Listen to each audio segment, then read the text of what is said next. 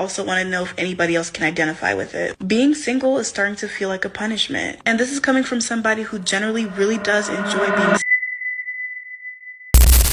Alright guys, let's go check out this compilation of videos, yeah? Here we go. 2025, can we stop the narrative that women are single because they can't keep a man? Or that a man don't want them? Most women that I know that are single could make one phone call and be in a relationship. Like, that's all I'm saying. Okay, you can make the call, someone come clap cheeks, you know, go on vacation and all that, have all the fun, but how long is that going to last? Because when the conversation changes and we're talking about long-term relationship, I don't think most of these single mountain women got it like that. They ain't got nothing to offer. They ain't got a choose like that. In terms of the sacrifice that go into a relationship, the effort, you know, all the nitty-gritties. This is going to be a vulnerable post, and I hope that you guys give me the grace and space to talk about how I feel, because I don't think it's an uncommon feeling, and I also want to know if anybody else can identify with it. Being single is starting to feel like a punishment, and this is coming from somebody who generally really does enjoy being single, and I really value my solitude. Now, I think there are a few things that are playing into this feeling. I can definitely identify that for me personally, I think the emotion is coming from a place where I am longing for somebody else to really care for me. I'm longing for somebody to really want me. I'm longing for somebody to be interested in me genuinely. And before y'all say it, I am in therapy. I've been in therapy for over a year now, and it does work wonders. And I do love myself. I pour into myself. I'm selfish. And I have done the work to actually decenter men and relationships. But I am still simultaneously wanting companionship. There's so much to upload here, it's not even funny. She's talking about she's been in therapy, you know, she's selfish, she doesn't need a man, now she needs a man. In the same sentence. Make it make sense. Now, hear me out. Everyone needs someone. The sooner or later people understand that, the better. Everyone needs someone. Because some of these modern women are talking about they're independent, you know, they don't need a man, they are boss chick, you know, they have their degrees, whatnot, they have it all figured out, so they don't need a man and all that. Because I'm definitely sure she had good people in her circle, I mean good guys coming around, but you know, she couldn't pair bond for a long-term kind of situation, so it was more of like flings, you know, short-term stuff. Now reality is catching up to her, you know. After their options are dried up, they are going to learn the hard way. It's either going to be sooner or later. Say it again. Huh? Say what you said again. Because we're going to get all this on tape. Say what you said. If we were married, you got this amazing credit score, right? 800. Okay. And this is what poverty does to your brain. Listen to this. Go ahead. no, we're not doing this. Cut it off. No, now you don't want to talk. You was talking so confidently a minute ago. How was that? No, because they going to say, oh, that's the girl. They don't know No. who you are. You ain't on the camera. So go ahead and say what you was going to say. Say what you just said a minute ago.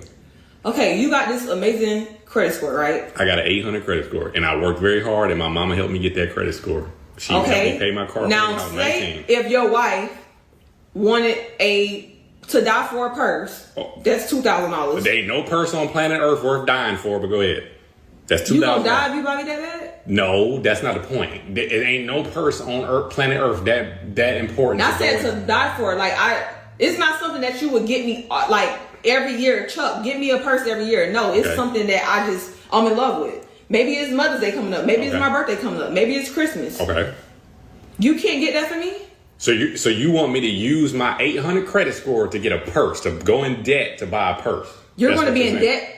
You're going to be in debt if you get that purse. What was the point of bringing up my credit score? Because you can go and swipe for it. You want me to, if I don't have $2,000 in my bank account, why would I go and buy a $2,000 object on a credit card? That's what most people in America do. That's why most people in America is poor. This right here. Yo. Wow. So because I have 800 plus credit score, I should go ahead and swipe for a $2,000 bag. Because you are, see, it's that time we need to stimulate. I mean, if you are watching me right now, you have a girlfriend, a fiancé, or whatever. It's time to stimulate that brain to know where they are in terms of, you know, the relationship with money. Because trust me or not, the worst investment you can ever make is being with a partner who doesn't, you know how to manage money, because that's going to be the worst decision of your life. It's literally going to bankrupt you. And when you go broke, she's out of your life. For real, for real. So it's time to stimulate some, some brains. Get to know where their head is at in terms of financial topics. There used to be the statistic that 42% of black women do not get married. It's probably even higher now. But one thing I think women don't talk about is this one thing. Sometimes we're the problem and we don't take the time to look at ourselves. But nobody wants to talk about that. We idolize people like Sierra for the prayer that she prayed to get her husband. But we don't talk about, did Sierra actually put in the work to work on herself first? Do you think that a person like her could attract somebody if she was broken? I think you attract who you are. A lot of us don't want to put in the work to work on ourselves first. We dread the thought of healing because it seems like a task. Instead of like looking at it like, okay, you know what? Let me get to know myself. Let me find out the things that I actually like about me. And I think until we start to actually work on ourselves, that statistic is going to remain. And I'm not saying that it's all because of being unhealed, but I am saying be accountable, because everything ain't these men. Some of it is us. And we need to say that. Yo, shout outs to our lady right here, y'all. I mean, accountability is very important, because I really want to know the end game by saying you want to be an independent man and you don't need a man in your life. What is the end game? I really want to know. I really need answers to that, y'all. What is the end game? Instead of being accountable to some of your behaviors, character, and whatnot, conclude and say, there's no good black man out there. Yeah, all the men are dead. Then you come back and say, where are all the men? Where are all the men? Really? But I really want to know, what is the end game?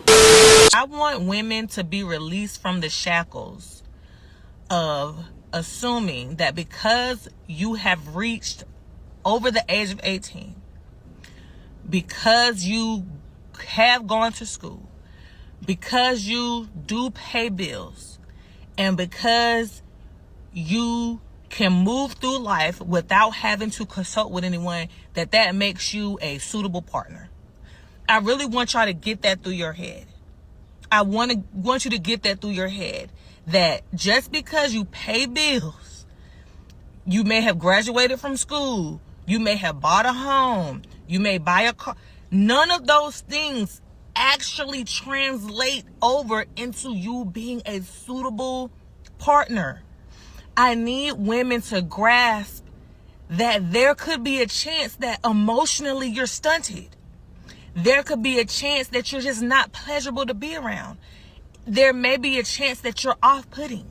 There may be a chance that you're rude. There may be a chance that people get turned off by you because you always running this thing right here. You always got something to say. It could be the fact that you're not that outgoing. It could be the fact that you're kind of boring.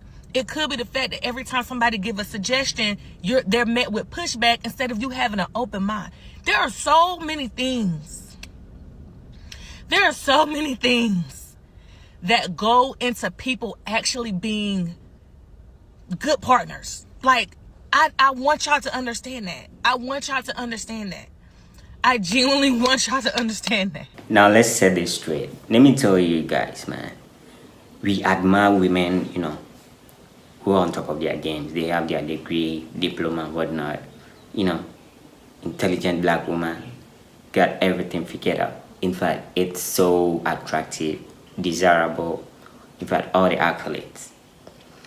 But the moment your identity becomes all about your achievements, your degrees, your diplomas, and all that, you become very annoying and insufferable in regards to your personality. So if you come into my life and you're gonna distract my peace, girl, you out of here. Gone. My stepfather took my mom with 3 kids. So what do you call him? Was he? Is he a simp? I wouldn't call him a simp, but my mom called him a simp. Damn. My mom definitely called him a simp. But Oh my God. honest to God, Y'all hear that? yeah, my mom He did done call did him a all that simp. for that woman. Okay. Took care of his 3 kids, yeah. and she But called thing him a is, simp. My mom told me straight up, she told me, yo, don't ever date a woman with kids. My mom told me the same thing. Don't ever. Alright guys, let me know what you think in the comment section, yo. I mean, the mom said the quiet parts out loud, you understand? So it is what it is. Being a stepdad is a no deal for me, actually. So I don't know about you, but let me know in the comment section. Will you ever be a stepdad? I'm sure absolutely not. But some may be an anomaly to all this, and you know, it may be working for them, but statistically, majority are really going through it, y'all. So choose wisely.